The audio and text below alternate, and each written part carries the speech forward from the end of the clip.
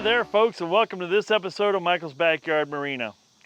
To my right, 1967 Starcraft Holiday with a 120 Mercruiser IO. We are going to jump into this today. We're going to go ahead and these seats are all movable. I think I'm going to sell all the seats because the style of seat I like is the Millennium Bs, the B100s. I'm going to get some of those in green, I think. I'm going to reach out to Millennium to see if they would sponsor a video. We'll see if they will, because I'd love to put 4 of those in here. The 2 back seats would be just fine as is, and then have 4 more seats that are floating, so to speak, and we'll go from there. But we're going to go ahead and pull these out, get the engine cover moved out of the way, and we're going to jump right into looking at what's going on with this this old 2.5 liter 120 horse. The guy said it ran. Said it ran good. What I'm going to do is I'm going to check a few things out on it. I'm going to look at the pull some spark plugs. I'm going to check the compression to see what the compression is sitting at right now. We're going to then put some power to the motor. I got to do that anyway to roll it over to check compression. But then we'll check the outdrive. The outdrive does have in the exhaust boot, there's an expandable rubber boot back there. It does have a cut in it on the exhaust. I'm going to look at the other gimbal boot that covers the U-joint area and see what it looks like. But I think it might be in okay shape. Looks like this one boot just has one cut in it. You know, I don't know how old it is. My guess is it's not original. My guess is, looking at the condition of the rubber, it's gonna, you know, it's been done once before, maybe twice before. Who knows how many hours this has on it. But being it's the exhaust boot, it has more chemical and everything going through it, so it tends to rot out quicker, is what I've been seeing. So let's jump in. Let's get all these seats yanked out of here, and then we'll get to looking at this motor and see what we got to do. My goal is to make it run. My guess is it already does run, but I want to see how well it runs. We'll check the timing on it. Like I said, we'll look at the spark plugs. We'll check the timing, the compression. It's still got points ignition in it. Chances are I am going to switch it out to electronic. I do have another set of electronic ignition. I just don't have the coil for it, so I'll have to order that separately. We'll see if the carburetor needs any work done to it. If it runs as good as the old Islander does, because I didn't touch that carburetor, it's good to go as is. The one thing the guy did ask me a question about is that choke. Not sure if it was adjusted quite right, because he thought it might be electric choke. It's actually a mechanical choke with a heat riser tube. But we'll take a look at that. All you gotta do is pull the spark arrestor off there. I'll show you how I'm gonna adjust the choke and to see if it actually works properly once we get it running as well. So let's jump in here and get all these seats out of my way so I can work on things and get busy.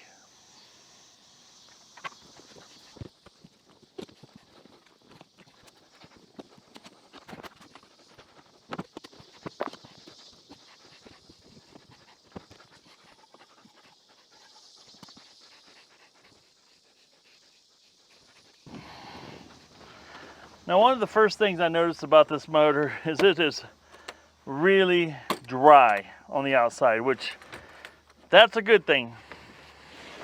That means there's not a whole bunch of oil leaking everywhere. So let's go ahead and pull these plugs. One thing this one doesn't have is a whole lot of extra stuff up here. The wiring harness is quite simple. There is no circuit breaker here, which can be good and bad. The circuit breakers are actually kind of a nice feature. Let's pull a plug out here. Let's pull the number 1 out here and see what we got. Now, one thing he did tell me he did is this head, it had a problem with the water because of the exhaust. Water got into the rear cylinder. And when that happened, it blew the head gasket. So this guy I got it from gave me the receipt for it too, showed me the head work that was done on it. They said they fluxed it. Well, this is burning clean. fluxed it and said everything was no cracks in the head, which is good news, right?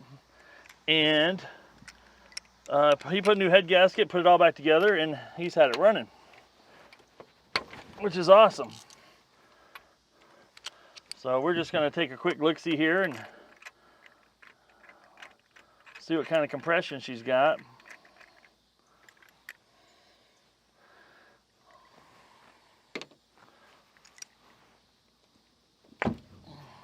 And he's already put some new plug wires on here, some premium 7mm Belden plug wires, which I think I'm gonna look that part number up for my other boat, because these plug wires all seem to be the right length. And lo and behold,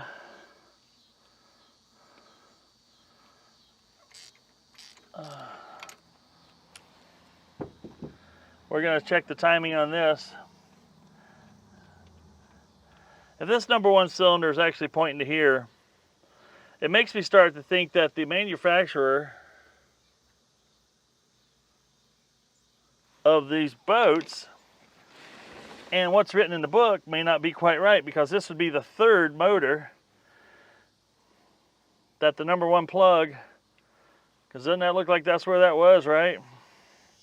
That the number 1 plug is here and not here, even though the book says it should be here. If that's the case, I'm leaving it as is. I'm not messing with it. Because this would be the 3rd one that I've said hasn't been done right. And there again, chances are this has been taken off before. Maybe this has been pulled out before. But it would be really coincidental that 3 of these motors that I have touched had the number 1 here. And that's from a 1968. This is a 1967. And in my 1976 would have been all the same way for whatever reason, which seems really, really weird. Anyway, we're going to go ahead, and now that we got all the spark plugs out, we can roll this thing over and check compression. I got to go get my compression tester. I brought my voltmeter and my timing light, and I did not bring my compression tester. But I'm going to go ahead and put the negative on here. Let's see if it rolls over. I don't know if this battery in here is any good or not. And he did put a new water pump on it. The belt certainly looks like it needs replacing. It's got quite a bit of wear on it. So we'll probably pull the motor mount off and replace that belt. Let's see if it'll turn over with this battery. Well, that battery doesn't have enough poop in it. Guess I'll be using my Foxpeed jump pack.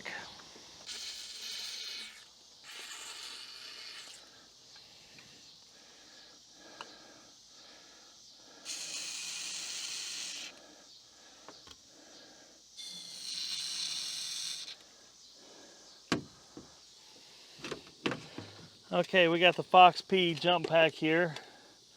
It's currently at 69%. I used it a couple times today. This thing comes in very handy for multiple things.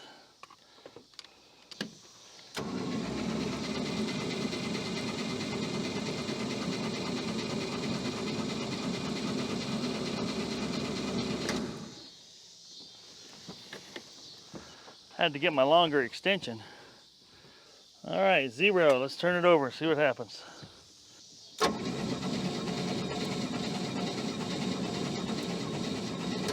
It's like 130 pounds on the front cylinder.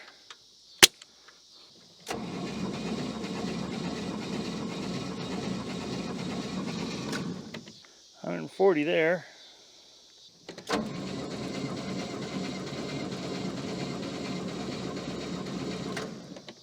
We could have a couple little sticky rings or something going on here.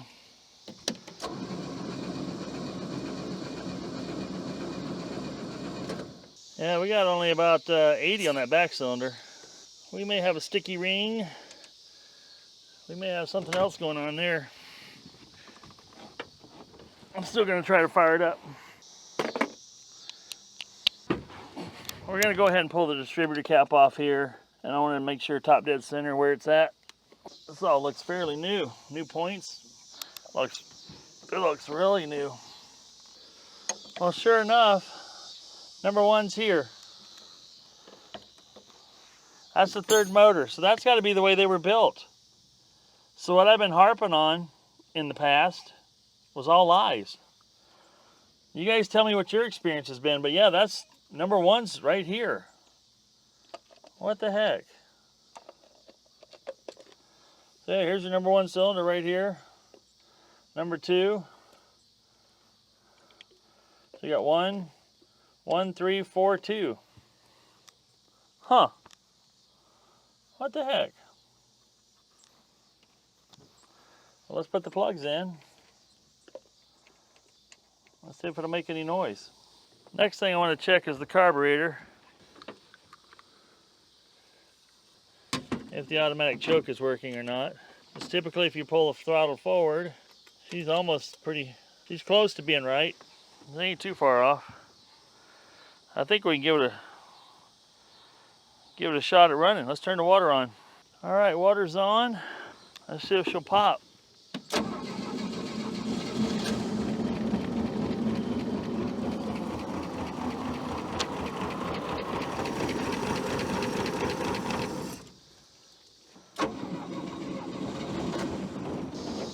I forgot to put the plug in the block, so it's blowing water out. Let's try it again now.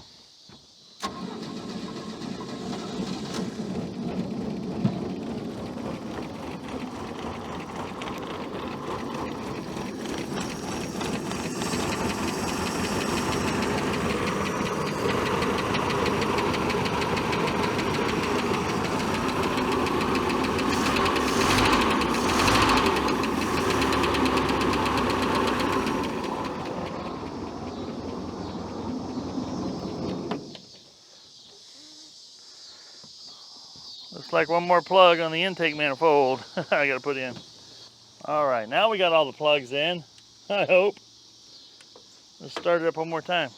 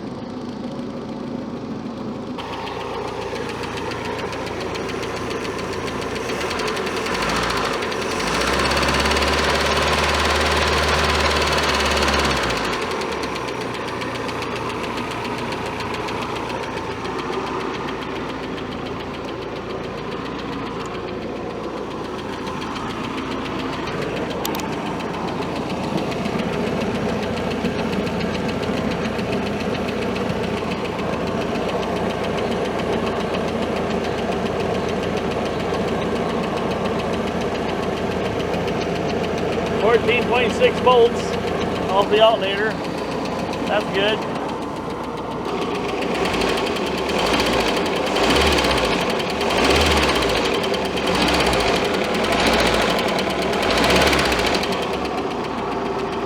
My timing seems to be pretty far advanced.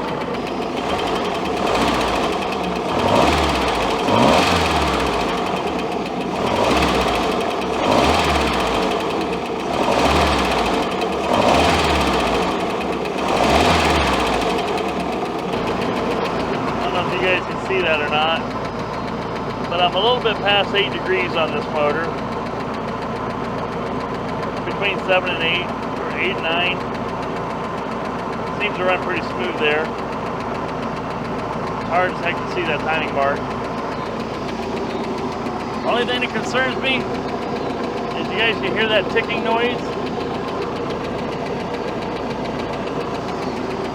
It's one of the valves. I think it's one of the lifters. All right, we got it running. We got the timing set pretty good. Still got a tapping noise up in the top end. I might have to check that out. It could be a stuck lifter. valve lash that's not quite set right on one of the cylinders. It's only in one. Everything else seems to work pretty good. I'm holding it by hand now because I'm not sure how much image stabilization this camera can really do when it's sitting on the tripod and the tripod's shaking a little bit. GoPro's a little bit better at handling that stuff. We're up to temp now. I'm just letting it sit here at temperature and run for a little bit. I did stick some seafoam in the oil, just because I don't know what's been going on with the bottom end of this thing, so we're going to flush it out. Well, that's pretty successful, I think, other than the tapping noise we got going on. I'm not exactly sure what that's all about, but we'll dig into it. I'm losing my light real quick here. Thank goodness this thing has a big lens, lets a lot of light in, because it's really showing it's a lot lighter out here than it is. We're past sunset already. We got a big old noisy truck coming by. But got a couple of things I need to address. One of them being there's a wire hanging off the distributor, which I think belongs to the tachometer. It's just hanging there and the tach's not working. And when I touched it to power, the tach would actually wiggle a little bit. So I'm pretty sure it's a tachometer wire, and why it's unhooked, I'm not sure. We'll have to dig into that. I gotta pick up some Marble Mystery Oil, and I'm gonna fill each one of these cylinders, not fill it, but I'm gonna put a lot of mystery oil down each cylinder and let it sit and soak overnight. Once it soaks overnight, I'll roll it over to flush out anything that's still sitting on top of the cylinders. I'll put the plugs back in again, and we're gonna run it. After I do that for probably another 20 minutes to half hour, just let it sit here and run. And after I do that, it'll be all the oil and everything in the cylinders will be burned out for sure. Plus it'll help work some of that oil in a little bit more at temperature. And then I'm gonna check the compression one more time. If this back cylinder is still a little bit lazy like it is, being 60 when the rest of them are well over 100, 120 to 140, that means I got a bad cylinder back there. So whatever might have happened back here when he said blew the head gasket, there might have been a little something else that also happened on that back cylinder that made it not quite right anymore. And in that case, then this would be a candidate for another motor, which I have another motor sitting in the back of a Jeep that I haven't used yet. It's a newer motor, and I just might have to do a engine swap on this thing. But first and foremost, we're going to see if that compression will come back up, see if it's just a sticky ring that was giving me bad compression, because I honestly don't have any idea when the last time this thing ran. It's been, I don't know if the guy, he didn't sound like he ran it this summer, but I don't remember exactly what he said, but it didn't sound like it ran this summer. Maybe it did, or maybe it was last year when he put the head gasket on. I'll have to look at the date on the receipt that I have. If it looks more like last year's the last time it ran, that could be explanation of some of the ring issue or the low compression issue, possibly.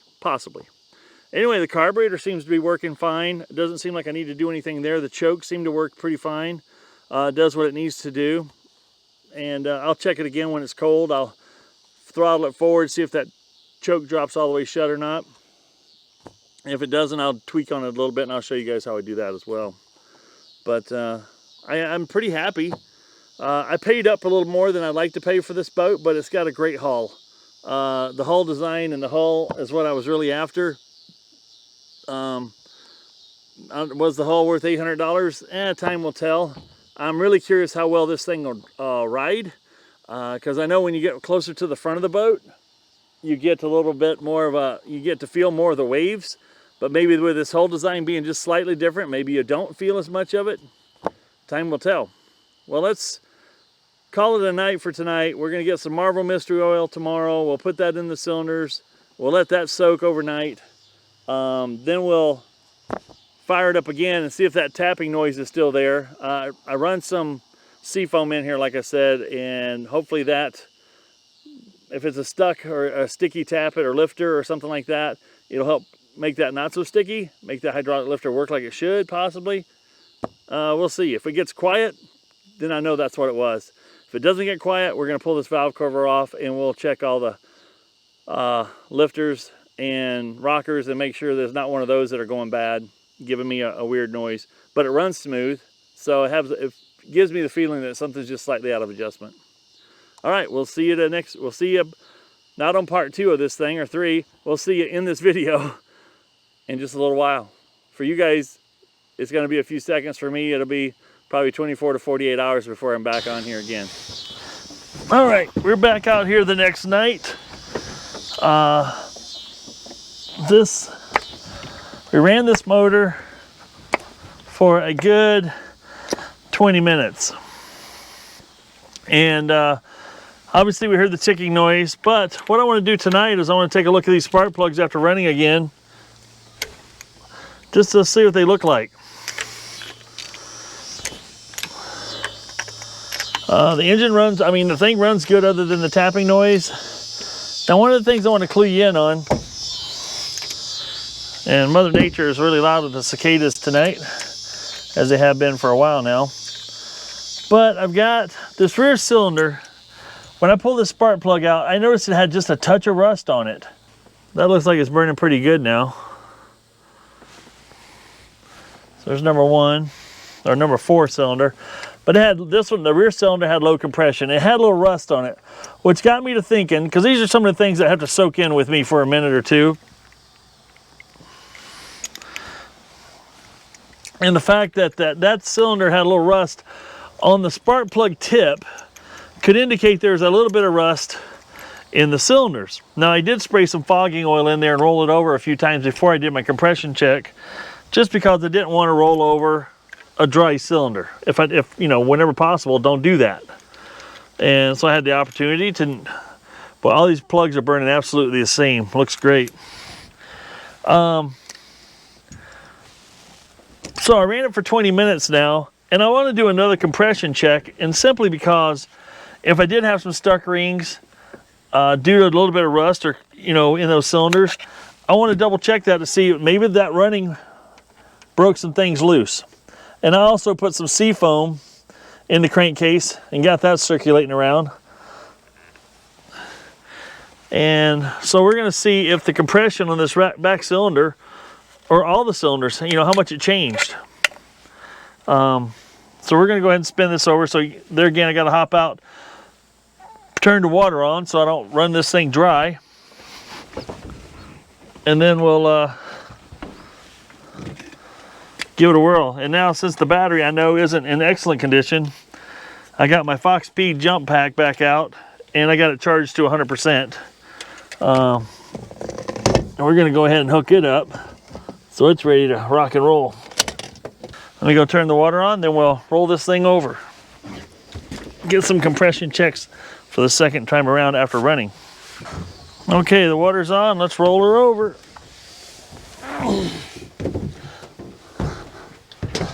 You guys hear me moaning and groaning. It's because I didn't take the cover all the way off, and I'm crawling underneath here.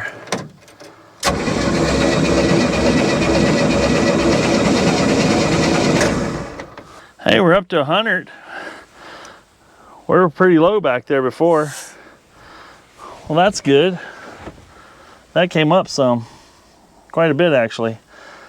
So I have a feeling the next trick I'm going to do is might finish fixing it the rest of the way. Let's go ahead and check number 3 cylinder here again. So yeah, now we're at 100 at the back. Number 4. Let's check the next one.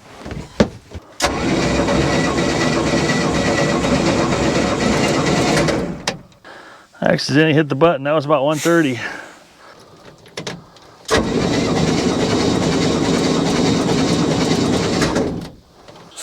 That one's 140. So 100, 130, 140. Of course, I let some air out of that one, so I'm guessing on that 130 or 120. Let's see here. What we got? What we got?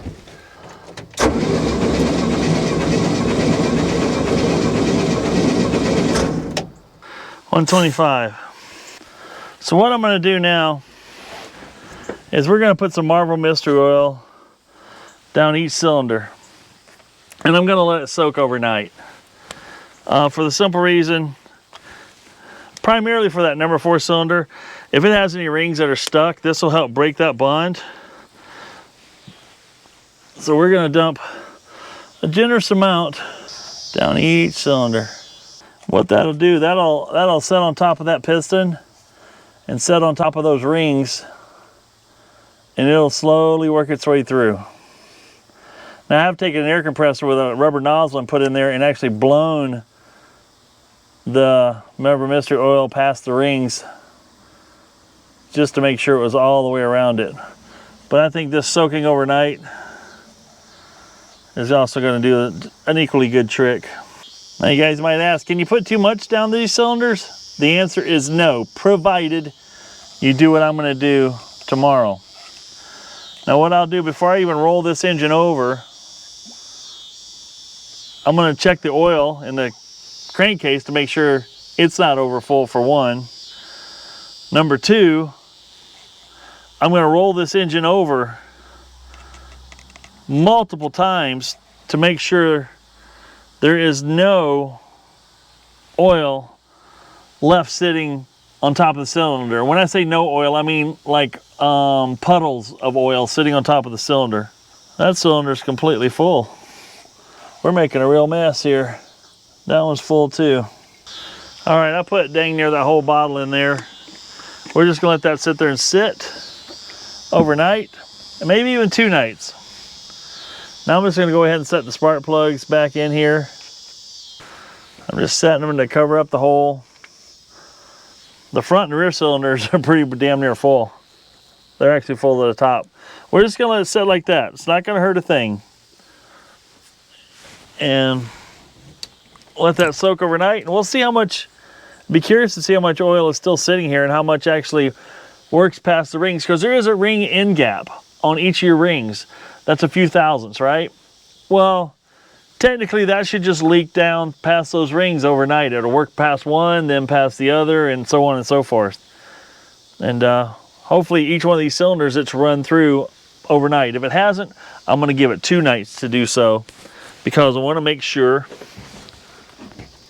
that it gets the best possible chance of surviving. Alrighty. The other thing I want to check on here is the adjustment of this carburetor. And when I mean the adjustment, I mean on the choke itself. Now right now, this engine full cold, the butterfly is sticking wide open due to the fact that it was warmed up, and that's where it stays until you put the throttle full forward. And usually, you, like a couple times you pump the throttle, it'll pump the accelerator pump, if your carburetor has one, and squirt some raw gas down into that carburetor. When it also does that, this choke should flap shut. If it doesn't flap shut, that means your carburetor or your choke spring and everything in here isn't adjusted properly. So I'm going to go ahead and full throttle it, and we're going to see where that thing falls. When I say full throttle, I mean without it running. I just hit full throttle there.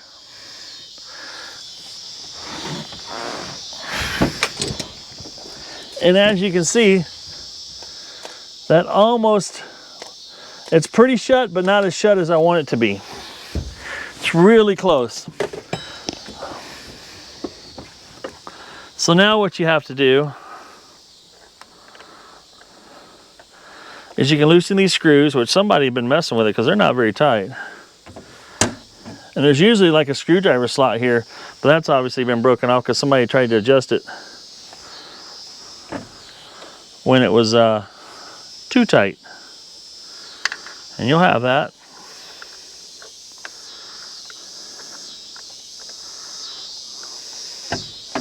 So what I want to do is I want to rotate this thing, if I can get it to slide.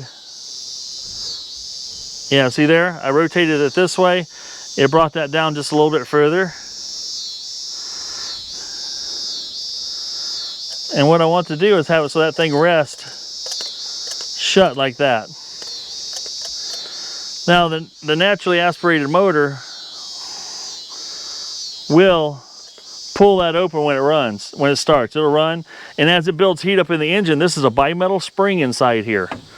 And what that bimetal spring will do is heat up. What you have coming off the intake manifold right here in this little tube, while it's got insulation on it, lets heat come up through here, get this bimetal spring all nice and toasty. And as that spring gets toasty, it will either uncoil or coil. I forget which way it is on this particular one. But it will slowly, as the engine warms up, sit there, and that spring will sit there and pull that thing open until it holds itself wide open. Now you can see that thing gently, just ever so gently, is holding itself shut. That's all you want. When you hit that throttle wide open, that should fall shut. And that's your choke being engaged. Then obviously you don't leave it wide open when you start it. I pull the throttle back about half throttle. Roll it over, she fires, you let her go to a little bit of a high idle, say 1,500, 2 grand at tops, and it just sits there and brrr, and it'll warm up, and then you can slowly, and then you can bring your throttle down. As long as it'll idle, that's fine to leave it idling while this thing continues to open up. So we're gonna go ahead and set this back on here. And in the next night or two, whenever the cylinders thing is taken care of, I will watch this thing open up. And they want it to open up to where it comes full vertical. When it's full vertical, fully warmed up, that's when everything's adjusted properly. Now you guys might have other ways you do it. That's the way the kid here does it. And I've had real good success with it. All right. I got one other thing I want to look at. I have another one of these Mercruisers in the back of a Jeep. And you know how I was talking about this spark plug being, this is supposed to be number 1 here according to the book, but all the 3 motors I've worked on, they've had this as number 1. Well, I don't believe that distributor is off of that motor. And if it's not, we're gonna take a close look at that. And I'm pretty sure this spark plug here will probably be right here. And so that'll be 4 out of 4. That tells me that the book that I have for my 1976 Starcraft does not match the manufacturer's assembly process for whatever reason. Doesn't matter. You can make any one of these spark plugs number 1, as long as you put it in the right firing order. When you put that distributor back in, you get it in the right firing order. That's all that really matters. It's not going to impact anything else. Alrighty. So I'm going to call it a night on this. We got a few more things done, and I'm telling you folks, I'm going to study the wiring diagram too, because I have this one brown wire here. I'd like to know where it goes. I'm pretty sure it's a tachometer wire, and I'm not sure it's supposed to be hooked to ground. I'm thinking this is supposed to be underneath here, but it's not, and we can fix that. I also noticed there's a valve cover bolt missing over here. So somebody decided that 4 was better than 5. I'm gonna have to put number 5 back in because I can't leave it like that. Alrighty, let's shut the water off and go check out that other motor. Well, I'll be just as sure as poop smells bad. Number 1, 3, 4, 2. Number 1's there. That's 4 out of 4 engines. I can't argue with that. It would appear the book doesn't match the manufacturing process. That's okay. I learn something new every day, and this is put this one down as another lesson learned. So somebody else didn't do it wrong. Somebody else did it exactly like the manufacturing company did it. So hope you guys forgive me, but that's just the way the cookie crumbles. Alrighty, we're back out here with old Tick Tick, the motor. We've had the oil, the Marble Mister oil in the motor for now well over 72 hours. And we're going to go ahead and roll this thing over a handful of times to make sure there's no standing oil in the cylinders. And we'll see what it looks like from there.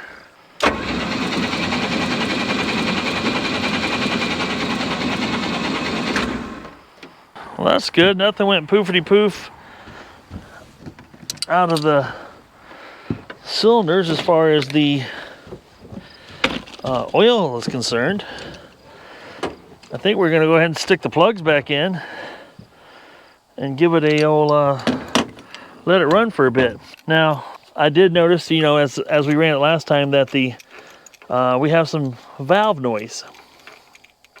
And I did a little research, and I'm discovering that these valves are quite easy to adjust. But I want to go ahead and run this for a bit and see if we can get some compression back up on that rear cylinder. And if that rear cylinder comes up to 120 or better, I'm going to, then we'll pull the valve cover and this little side plate off here, and we're going to show you how to adjust them valves. Easy peasy. Now I expect this thing to smoke quite a bit when I fire it up this go round, just for the simple reason the cylinder walls are completely oiled down, the rings are oiled down massively with this mystery oil, and it's going to take a minute for it to burn off.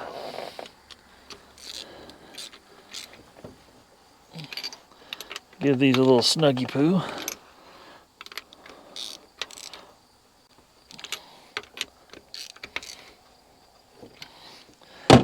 And we'll go ahead and put the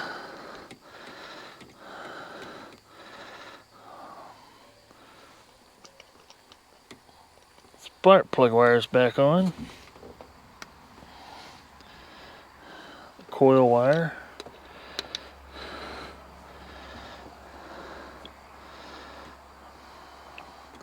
Number 2 spark plug wire. Last but not least, number 4. All right. All we got left to do is let's turn some water on and see if this thing will breathe back into life here. The other thing, like I said, we're going to watch for this go round is I've got this choke adjusted to how I feel it should be. Right now it's slapped shut, which is what I want. Let's turn the water on and let's bring this baby to life. All right, we got the muffs on, water's on. I'm gonna give this thing a little bit of throttle. Let's roll her over and see what happens.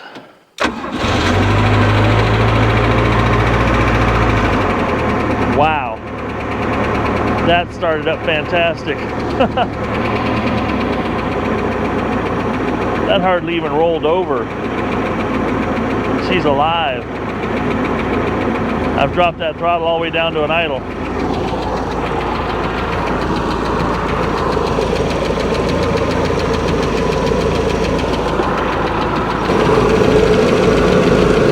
I'm trying to get you in here to watch that choke. It's at about a 45-degree angle right now. As it warms up, it should come on up.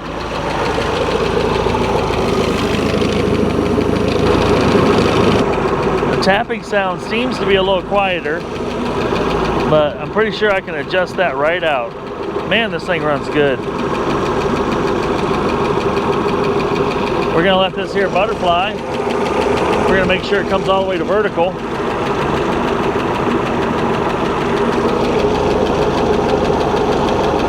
Getting a little temperature in there now.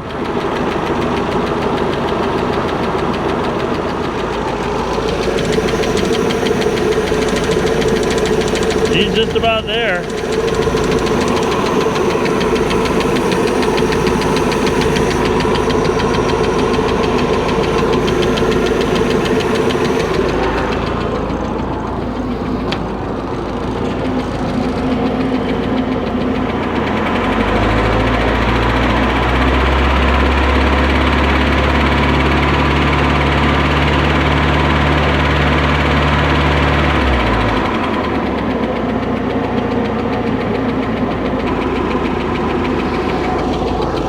You know, I really expected that thing to do a lot of smoking when it fired up, but it did not.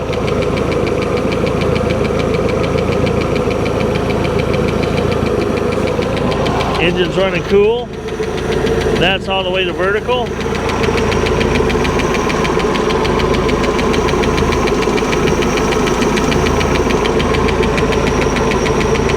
Oh, looks pretty good.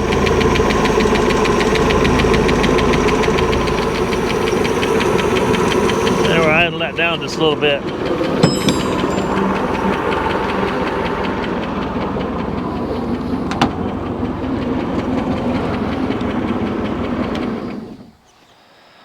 Let's see how she fires. That's the way she should start. Just bump it over and she's running.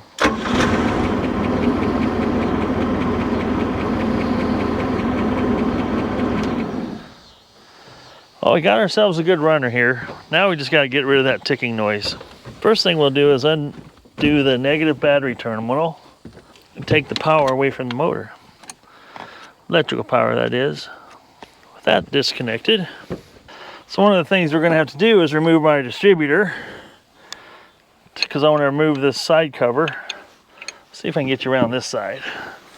Okay, we're going to get you right in here, hunky-dory close. So looks like I think a 9/16 wrench. We'll have to obviously reset the timing once we're done with this, which, as you guys have seen, is very easy to do. Right now, if you watch how this is lined up, it's pretty much across these two plugs perpendicular to the block. We'll make sure it's back in that way, and we'll also make sure to bring it to top dead center, so I know that the number 1 plug here is at top dead center. So this one's got like a little wire type clamp. We can go ahead and pull all the wires loose from the distributor. We should be able to lift this right out, just like that.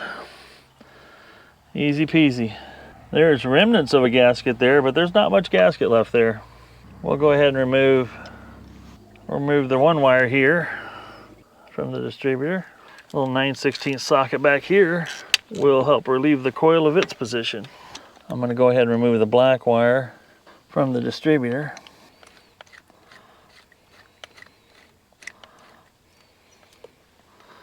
There we go, the coil is free.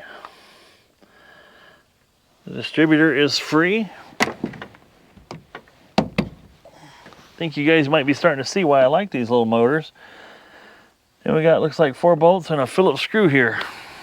Let's take that out, and I think I'll put that screw right back in so I don't lose it. Looks like a 1/2-inch wrench will take care of this business.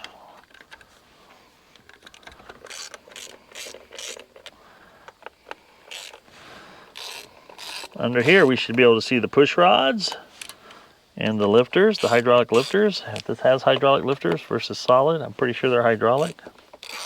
I want to get this apart so I can see what kind of parts I need to order. Any parts that I need to order, I'll put the part numbers down in the description below. And so you guys, if you're doing the same thing. Now this is a 1967. I kind of like this aluminum cover here. It helps dissipate some heat versus it just being a steel cover. Just like that.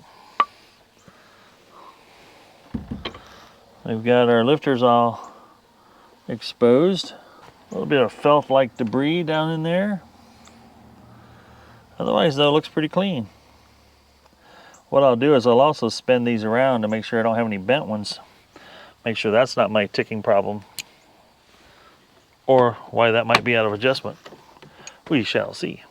A little 3/8 socket on that, but I think I'm going to use my 1/4-inch drive for that. Looks like it'd fit down alongside things just a little bit slicker. Now, being as this had a quart gasket, or has a quart gasket on it, you wouldn't have to have this thing extremely tight.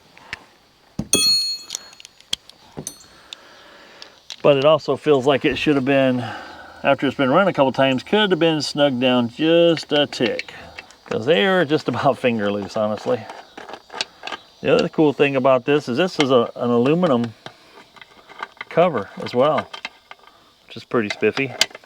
We'll just slide this little breather hose right off of here that goes to the carburetor, and we'll be able to lift this right off, I believe. My guess is one of these are out of adjustment. I'm just looking at for any obvious thread stud sticking out further than the other or anything like that, but you know, it could be a difference of a 1/2 turn on adjustment when it comes to this stuff. I'll be honest with you, this gasket hasn't been on here very long. I'm not so sure why I wouldn't just reuse it. Now this gasket's been on here a little while longer. That one I would definitely replace. But none of them are really leaking yet. And they had some room to be snugged down just a little bit. We want to make sure we got a runner before we invest too much money into it. Right now, I feel we do have a pretty good little runner here, provided I can get this ticking sound rectified. Now we're going to go ahead and pull these spark plugs back out so I can roll this motor over easy.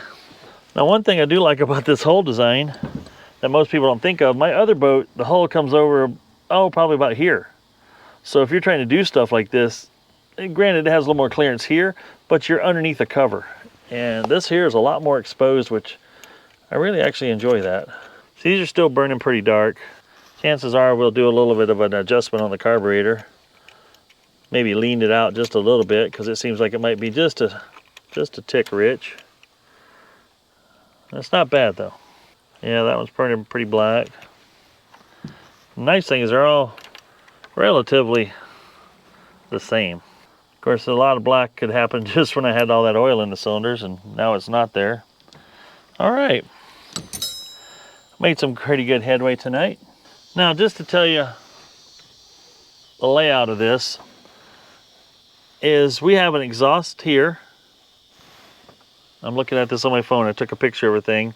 So exhaust, intake, intake, exhaust, exhaust, intake, intake, exhaust. So what I'm going to roll this thing over to get the top dead center. I'm going to watch this exhaust come open, and then I'm going to watch the intake come open and shut, and I should be at top dead center. And then I'll check the adjustment on these guys here. Right now, if you look down here, you can see how much that lifter is up. Also, that one is up, which would mean that I'm on the intake stroke here. Well, I take that back. This one's up. It's an exhaust stroke. As I roll it clockwise, I should see this one come shut and this one come open and then shut. And I should be able to see my timing mark be at 0 when I do that.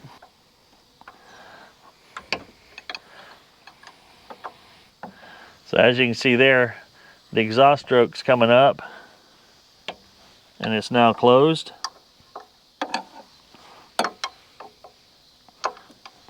I'm going to roll this over. Now you see there, the intake is opening up. I'm watching this one right here.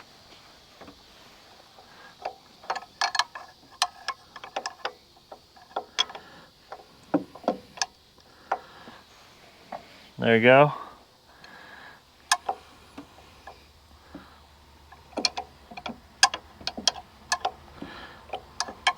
I can only get a little bit of a turn at a time on this thing.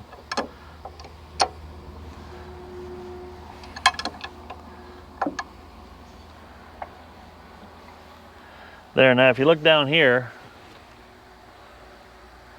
you can see that this is up. See how much this one's down? And this one's now up. So that's your intake stroke.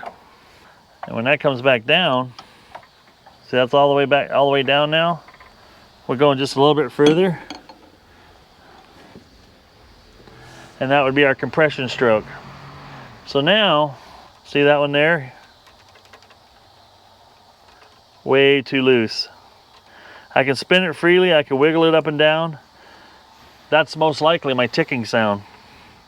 Because at this point, I should be able to actually turn this a little bit and feel no wiggle, because it should have a little bit of compression on the lifter. But since that one's not adjusted properly, I can't assume the rest of these are adjusted properly. So what I'm going to do here is go ahead and adjust this one. And what I'm going to use to adjust this one is a 5/8 deep wall. So what I'm going to do is, this one's already loose. I'm going to go ahead and loosen this one up too.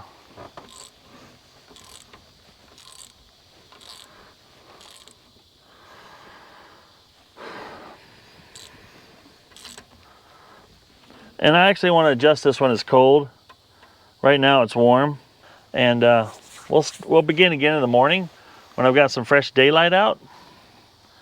And we'll jump back in here and we'll get all the rest of these adjusted. We're going to finish adjusting these, because now see I have play in this one and I have play in this one.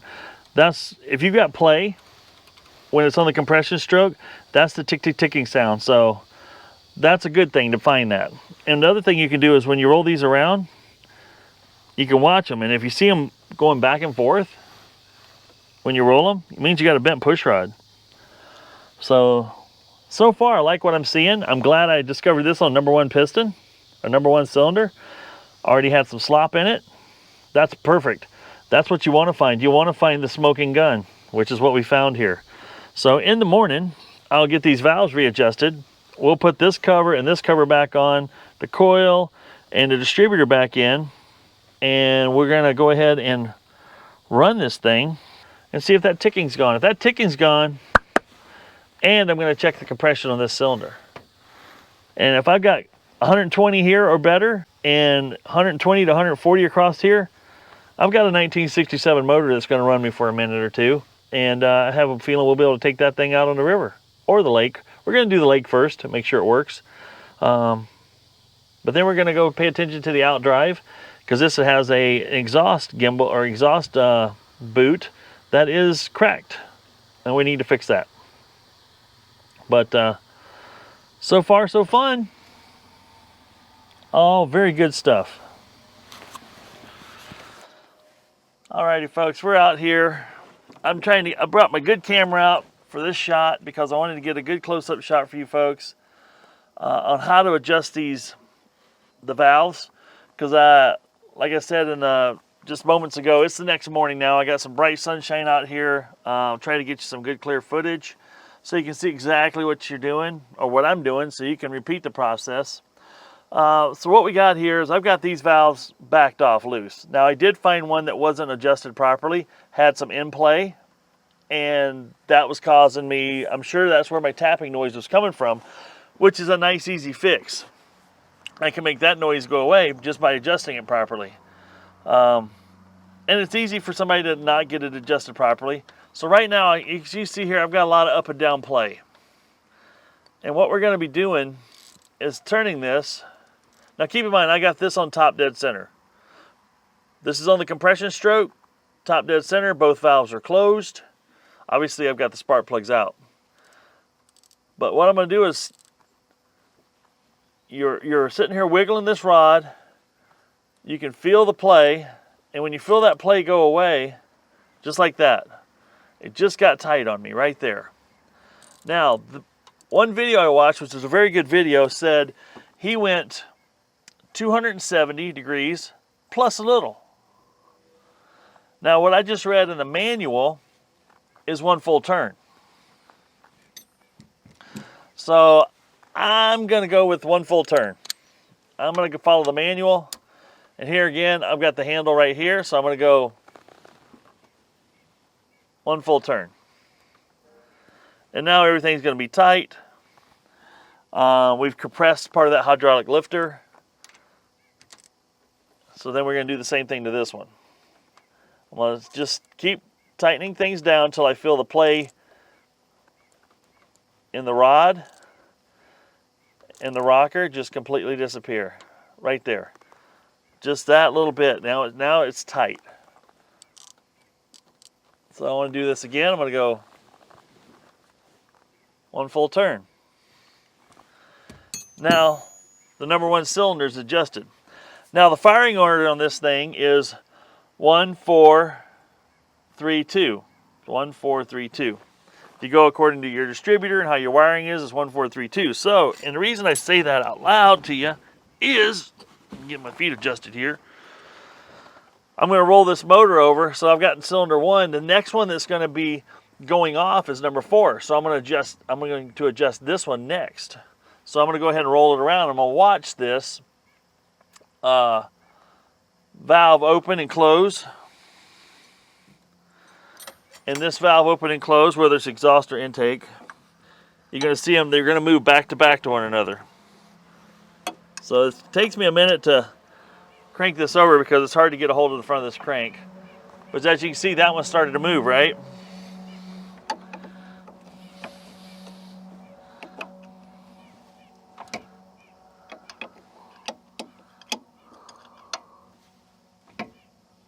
Now it's coming back up.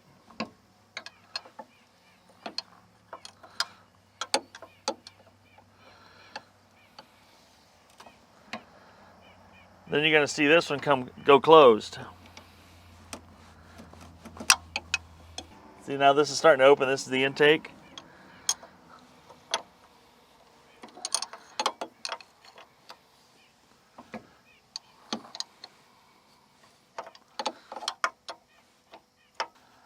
Now you see it coming closed. It's going closed. You go past just a little bit. And actually this one has a little bit of movement, not much. It's actually probably adjusted okay. So what I'm going to do is I'm going to back these off now. So now that they're loose, I got up and down play. There, I've got up and down play on both, wiggle on both. Now I'm going to bring it back down.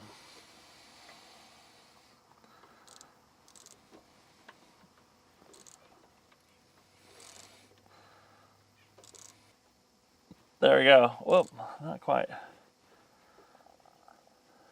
Right there. That's one. I just took the play out.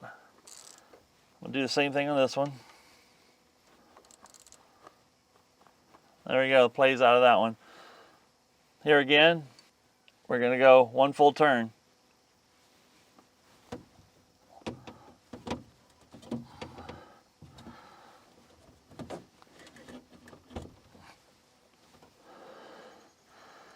There's one full turn. Might be easier for me to do 2 half turns here because I'm up against this here. So I'm going to go half, 1. Now we've got cylinder 1 and cylinder 4 adjusted. So it's 1, 4, 3, 2. So now we're going to watch for this. So right here, this is exhaust, intake, intake, exhaust, exhaust. Exhaust is on the outside, and then it works in pairs going forward. So if this is exhaust, this has got to be intake, this is intake. This is intake, then this is intake. And then this is exhaust. So if this is exhaust, what we're going to see is the exhaust move a little bit first. So this is exhaust, intake, we're going to see this one move first, and then this one. So there it's starting to go. So that's your exhaust there going out. There comes the intake. Now you can see that they're both loose. I'm going to go past just a touch. So now I'm going to do the same thing. I'm going to back these 2 off. So now we have in play on both. I'm just going to bring this down until I feel it, the in play go away, and it feels a little tight right there. And you'll feel that moment when everything just gets tight. It doesn't take much. It's just a little bit, then all of a sudden it gets tight. Then we'll do our full turn. One there.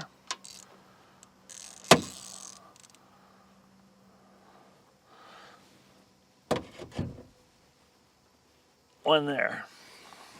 All right. Now our last cylinder here, number 2. Boy, that one feels really loose. But we're going to go ahead and roll it around, get it in its right position first. So here we go, exhaust, intake, intake, exhaust. So we should see that one be moving. Should move next. See, it's coming back up. And then we should see the intake open. Intake's opening. Now our intake's closed and loose. We're going to roll past just a touch. This one's extremely loose. So I think these 2 valves were the 2 valves that were making most of the noise. still, even though it's already loose, I'm going to go ahead and back it off some on both of these. Everything's wiggly loose. Right there. Tight. Tight. There we go, one full turn. One full turn. There. Now we've got all the valves adjusted properly. We should be good to go. Now before I put it all back together here, I've now got to roll this back to top dead center so I can get my distributor back in the right position since I've removed it now.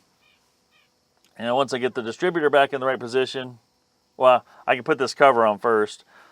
Then I'll put the distributor back in, then we'll put the valve cover on, then we'll be ready to fire this thing one more time. So now I'm going to roll this, continue to roll this motor over. Here's the intake coming up right here. So when that's back up here, I should see my timing mark over on the front here. Now that was back on the compression stroke there.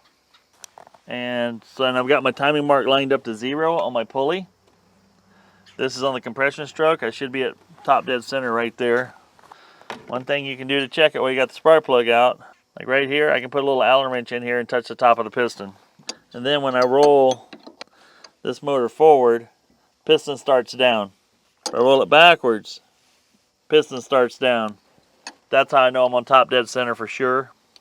Number 1 cylinder on the compression stroke. We're going to go make ourselves a gasket for my distributor. I just need a little round gasket to go here. And we'll be ready to put the distributor back in after I put the timing cover back on. Or the tappet cover.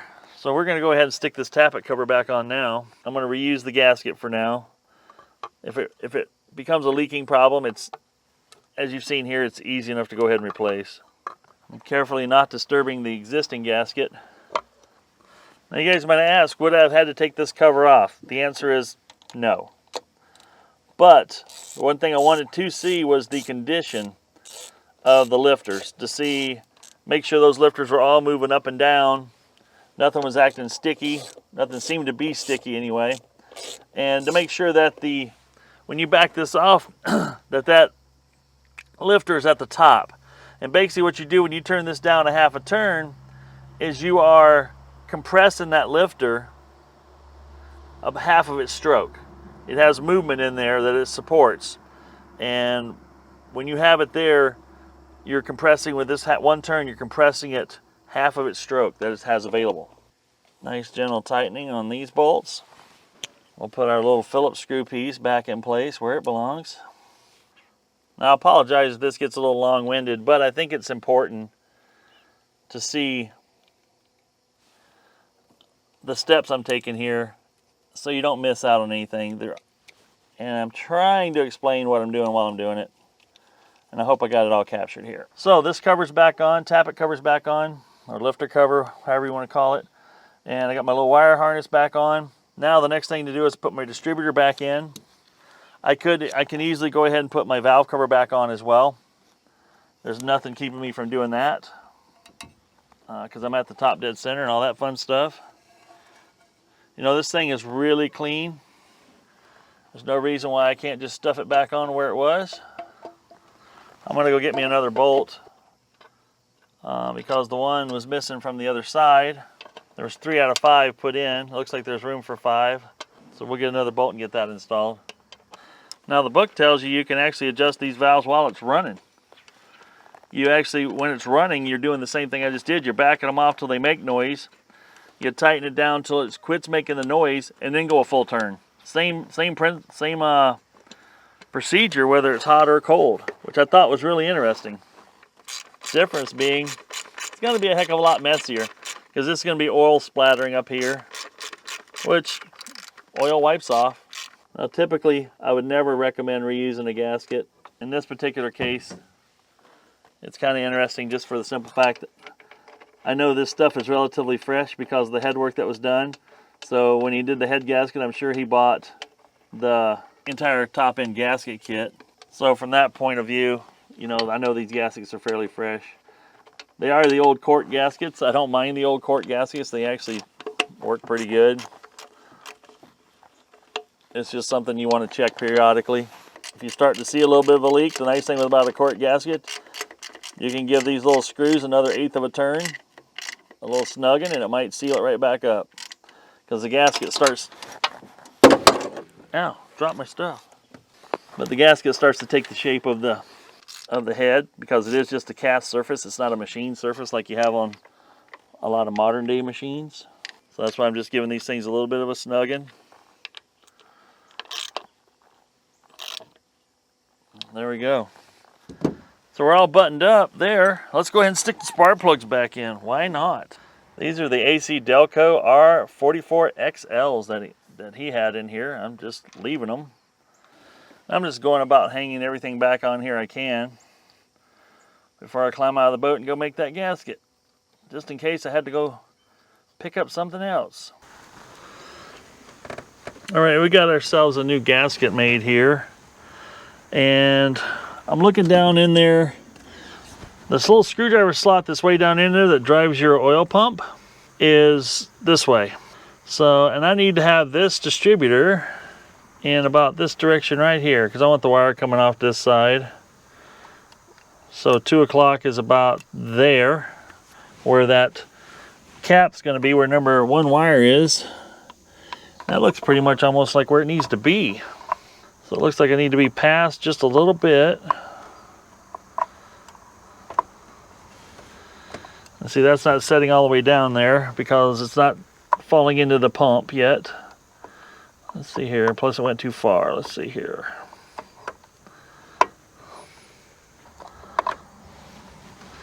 There, she dropped right in. Now you can see the position I'm talking about here, because this is pointing in the direction where I need my number 1 cylinder to be.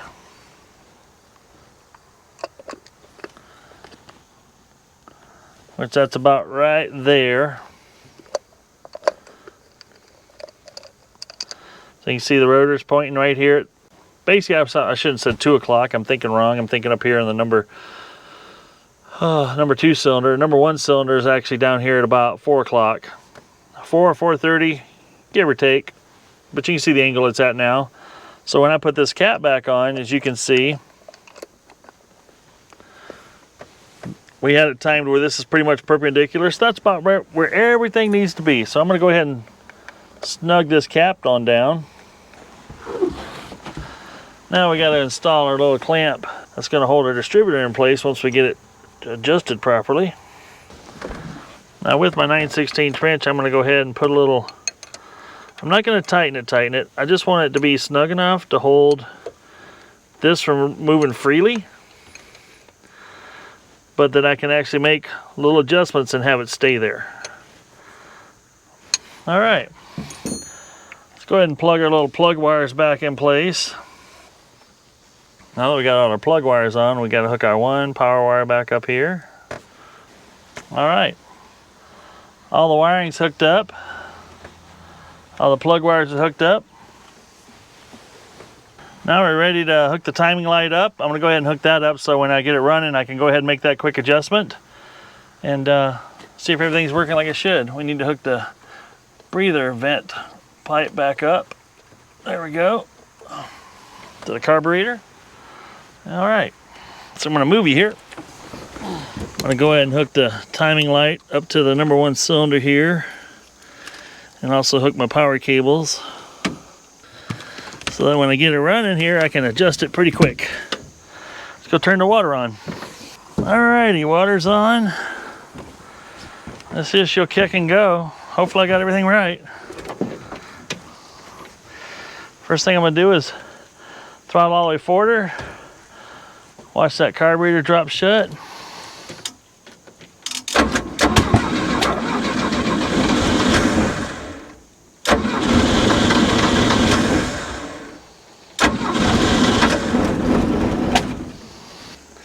The spark plug's wrong. It's 1342.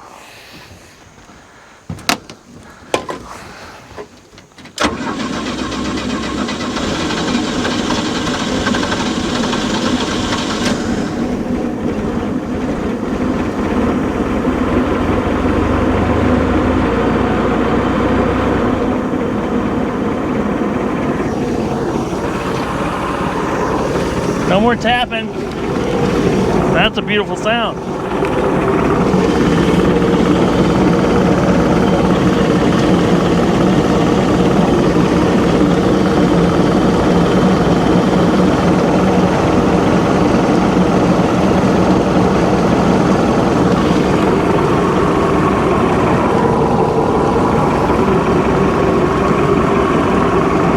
Timing was only off 4 degrees.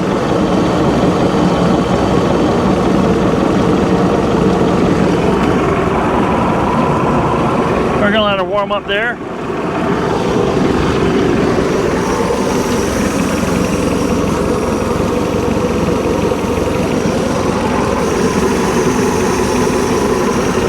Talk about a smooth operator. That thing is dead quiet now. Holy cow, gotta love that.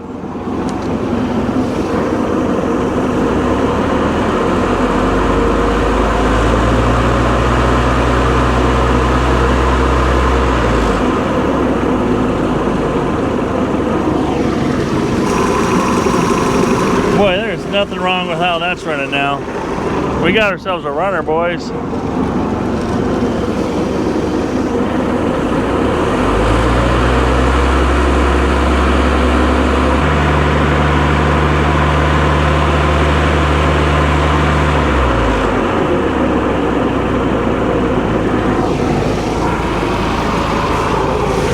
I got the microphone right here near the valve cover. Listen to this thing. Here's the intake. Woo-wee! Nice. That makes the guy so happy.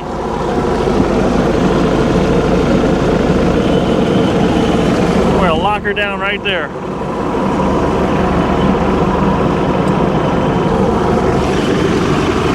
Gonna let that run for a minute. I'm gonna go get my remote tachometer, see how this thing's tacking at. It's idling about 800 RPM. Well, there you have it, folks. A little time and patience, and we got ourselves a sweet little runner here. The compression on the rear cylinder is right where it should be now. I didn't show that on the video, but it came right up. Whatever the sticky rings were or whatnot was might have been causing a little bit of trouble there. Gone. We're running nice steady pressures, 130 to 140 across all cylinders. She's a beautiful thing now. I'm gonna go ahead and drain the oil now that it's all warm, but I'm not gonna bore you guys with that stuff. I found this nice in these when I got room underneath the motor like this to drain it from the oil pan. You can buy the pumps and pump it out through the dipstick. And a lot of boats, that's the only way you can get at it. But this one, I can actually put an oil pan under it, drain it into an oil pan. That way I know I'm getting absolutely everything drained out. And then I'll take the pump, that same pump, and pump it into a container from the oil pan, because you can't get the oil pan out without making a heck of a mess. And so I'm gonna call this a wrap for this video. This one's gotten very long, but I think I covered a lot of good information for you guys. If you come across the old 2.5 or 3 liter Iron Duke motors that are made in the Mercruisers like this, I mean, they're pretty much indestructible. Yes, if you abuse them and don't change the oil and don't maintenance properly, yes, you will destroy one of these motors. They're not bulletproof, but they are very, very durable. That's why you see one here from 1967 still running as good as the day it was new. That's all there is to it. I don't know what more I need to tell you about that. I mean, that's 53-year-old motor. Yeah, 53-year-old motor. And, you know, this thing was born 3 years after I was, so it's probably in better shape than I am in now. I'm just saying. Yeah, we're going to go ahead and drain the oil. But you guys get out there and have some fun. Stay tuned. We're going to be working on the outdrive on this thing. We've got an exhaust bellows we need to fix, and we're going to change the gear oil. And once that's done, and I fix my shifter cable linkage, or shifter cable problem. Shifter cables aren't in great shape. They're kind of, the skin's gone off all of them. They move freely, but they're not going to last long. Chances are I'm going to do the adjustment so it shifts in the gear forward and reverse like it should, and then we're going to run it on the lake, and then I'll replace these cables once I find out we got a good lake runner here, or river runner, either or. But we're really close. I think, honestly, we're only a couple weeks away from getting this thing out on the water and seeing how she'll perform, see what some of the top speeds are, get some great drone footage for you of this old green machine. I think I'm leaning toward the name Duckweed. My son come up with that, and I'm really leaning hard to it. I was thinking, you know, there was Leprechaun there, but I'm not Irish. There's, if I was Irish, heck yeah, why not? But I'm not. And, or there's Bullfrog, there's Duckweed, the Green Machine. There's lots of great suggestions out there, but just like my other boat, once I name it, I don't rename them. So whatever it's gonna be, it's gotta be, and I gotta be happy with saying it all the time. So, and Duckweed just rolls off the tongue. Bullfrog rolls off the tongue, just has a little more of a bull thing going on there. So anyway, still deciding what I want to do there. You guys get out there and have some fun. I hope you found this informative and helpful. Please like and subscribe. That helps the channel out a lot. And leave comments, and don't forget to share with your friends. If you got other boat buddies and motor buddies, share this information with them. Share the link with them. All of you become knowledgeable. I've learned a lot from all my listeners, all my watchers. The comments you guys leave, I gain a little bit of information. Every time somebody leaves comments, I'm like, oh, thanks for the tip. That's something I can go with and learn next time. And move forward and share that with the rest of the group when I do it again. So get out there and have some fun. This is Michael. And I'm out. I'm out. Let's stand it up.